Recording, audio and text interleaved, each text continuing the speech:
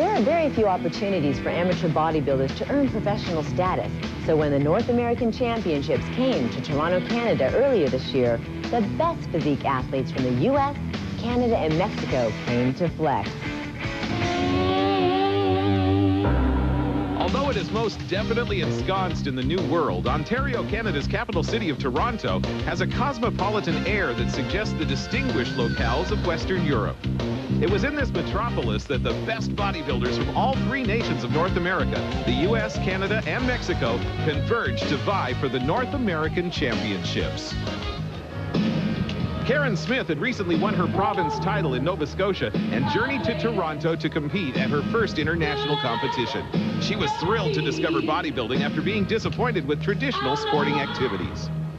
I was never one for team sports and never participated in them, but with the gym you can go in on your own time and your own mindset and your own space, and you can get it done. It's a time of almost therapy for me, so I enjoy that individual part of it.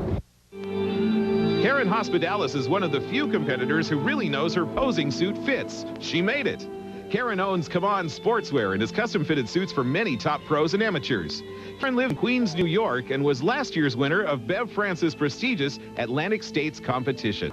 From the other side of Canada, British Columbia, comes Desiree Ellis, the middleweight winner. She began training 5 years ago and now makes a big trip to Vancouver.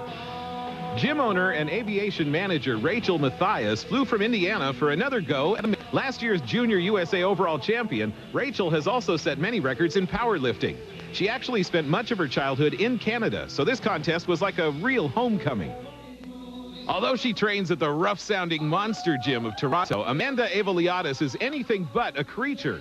This personal trainer enjoys cooking and baking, going to the theater, and dancing. As you might guess from watching her perform, Amanda owns several best posing trophies as well.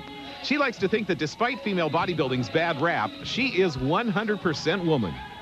Well, what you have to do is you have to sit them down and you have to let them get to know you. It's a way a bodybuilder presents herself. If you go out there and you've got a really nice dress on, you kind of get it.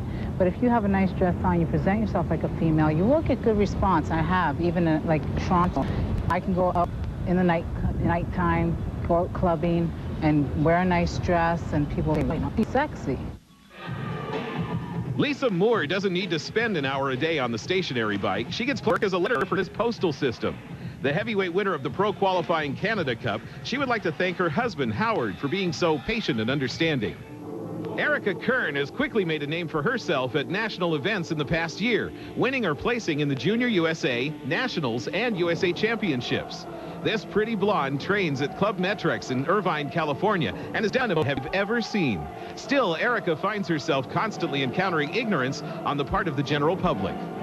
I think a lot of people watching on TV, the bodybuilding, and they're under the misconception that we look like that all the time. And they see you on stage when you're dieted down and in an extreme state of deprivation, and they think you look like that all the time. And when they see you on the street, they like it. And I've actually had women walk up to me and say, "Oh, you know, I love the way you look, but don't ever do what they do like in those magazines. We don't like that. We like the way you look." And they don't understand that it's a